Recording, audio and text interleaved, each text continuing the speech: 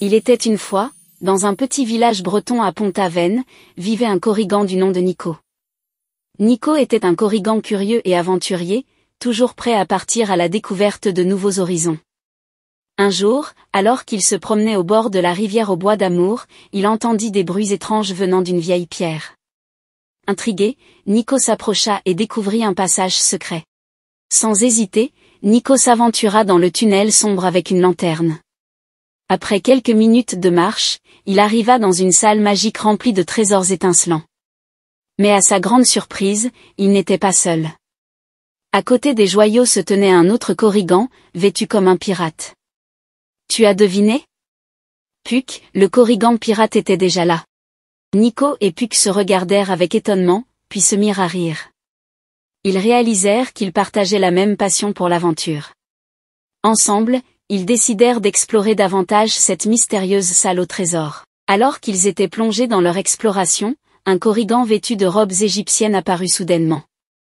C'était Anubis, le Korrigan égyptien, accompagné de son tapis volant.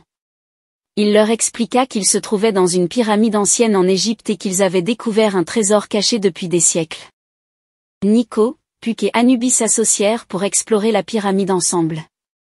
Ils résolurent des énigmes, évitèrent des pièges et affrontèrent même des momies endormies. Grâce à leur ingéniosité et à leur courage, ils avancèrent de plus en plus profondément dans la pyramide.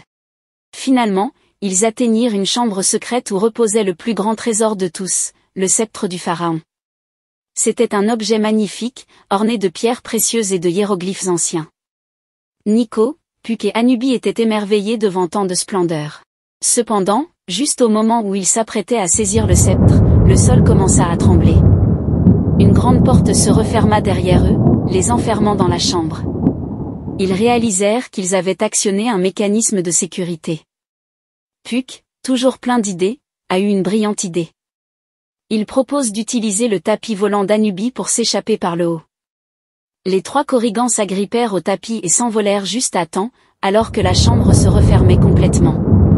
Ils survolèrent la pyramide et admirèrent le paysage égyptien en contrebas.